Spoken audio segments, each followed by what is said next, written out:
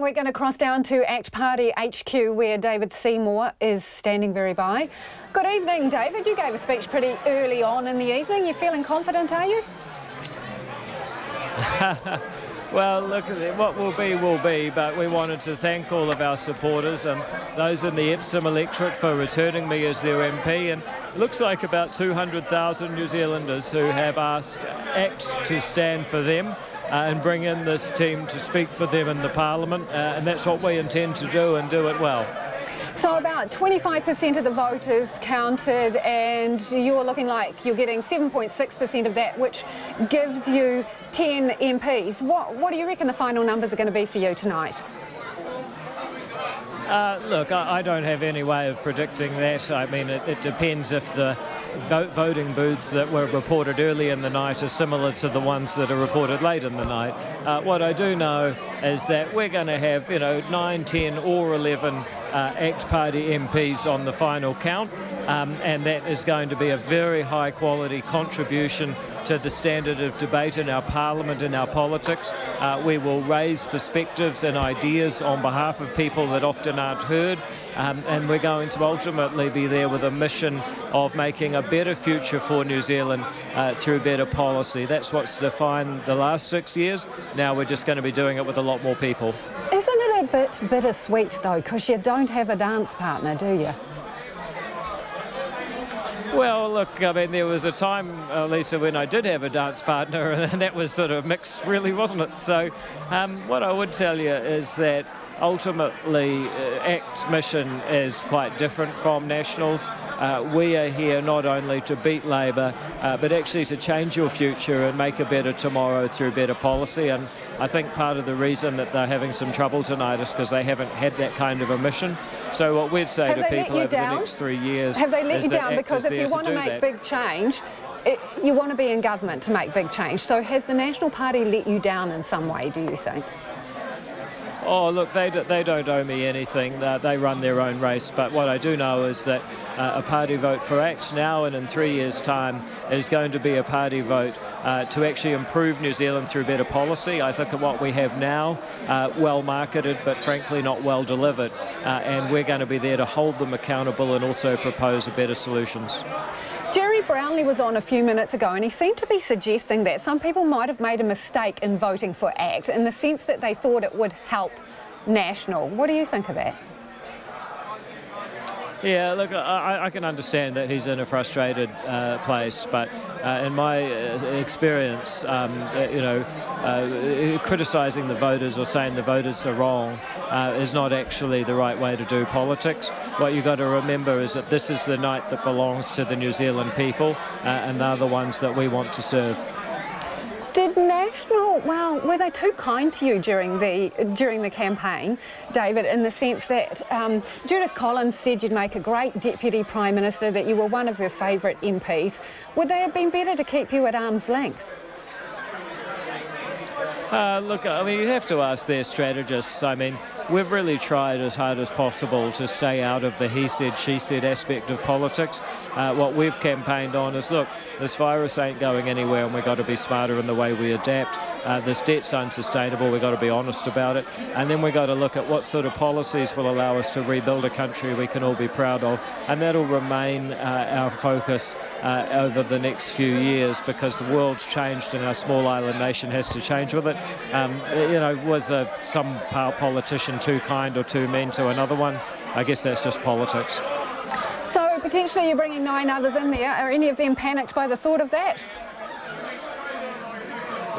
No, look, I mean, we've actually been working on this for 18 months when we started our School of Practical Politics, and we've been on the bus together for, seems like too long, 16,000 kilometres on the bus with our candidates. So look, they're starting to gel into a good team, and I'm really looking forward to working with this team and building a team culture within ACT that allows us to be really good representatives of the New Zealand people who share our views, and many more I hope to join us in the years to come.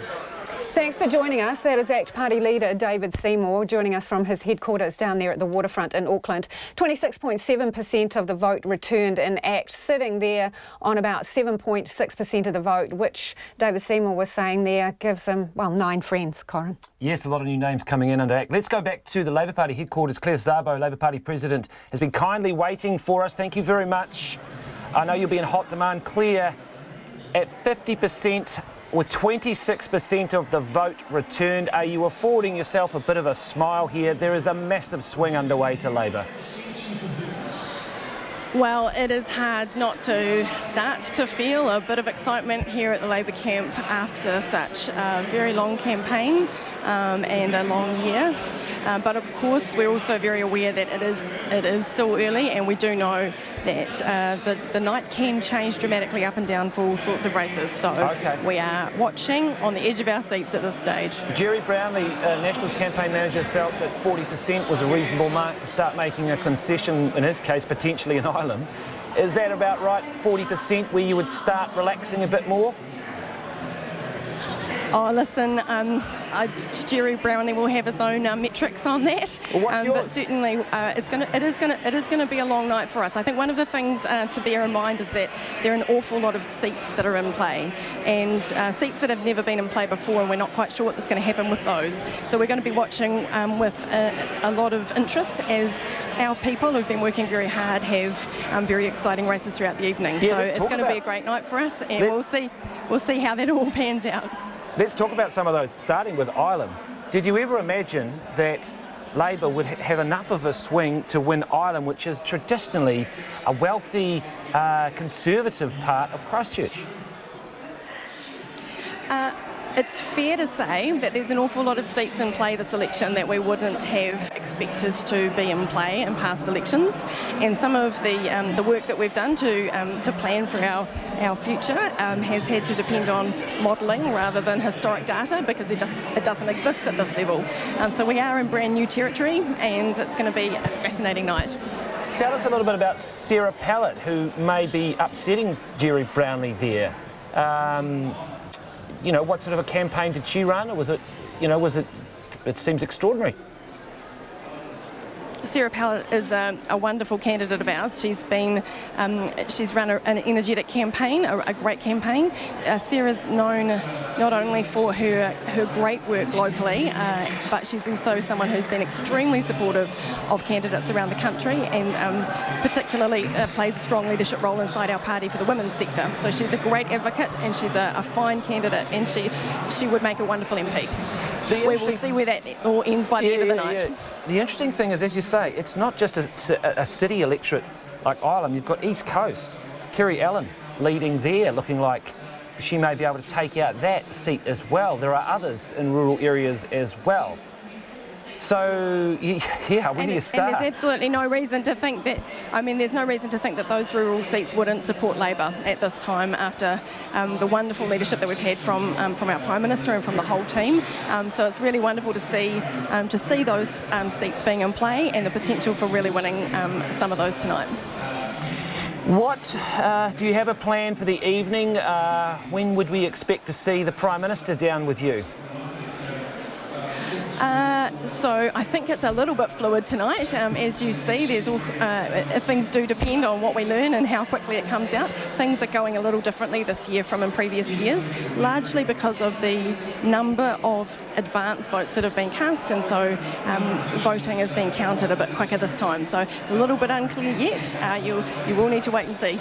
All right, Claire Szabo, thank you very much for that. Labour Party President at Labour Party HQ, and we've got 28% of the vote counted, and Labour still holding over that 50% mark. Yep, and National hovering just under 26%, and the big winners seem to be in the Miners Act, and we haven't really mentioned New Zealand First. No. So 2.3% so far for the New Zealand First Party.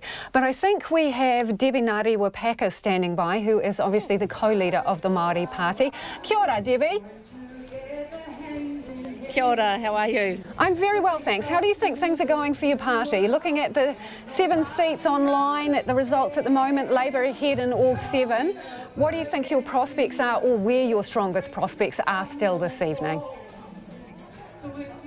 Yeah, I think, honestly, we're just so stoked to see that we're still in the game park. 2017, it wasn't expected that there would be a Māori Party. So I think our prospects are still looking at Waiariki, Te Taihuauru and Tamaki Makaurau, but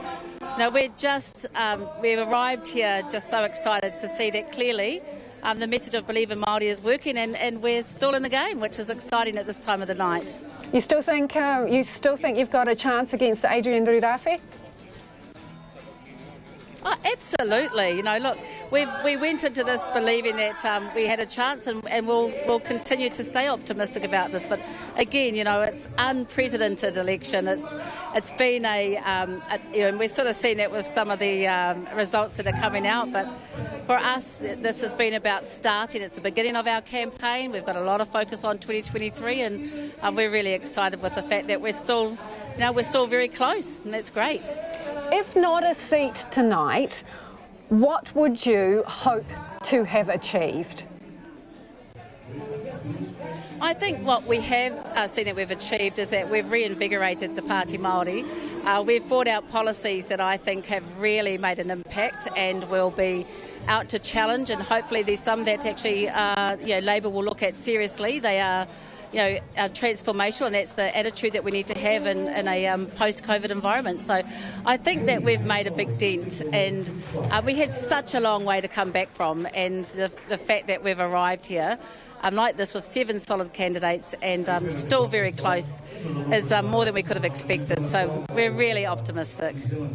Thanks for your time this evening. That is Debbie Ngarewa-Packer, the co-leader of the Māori Party, and obviously in Te Taihuauru there, Adrian Rurafi. She is still well in the hunt. The numbers are interesting. We'll keep an eye on those.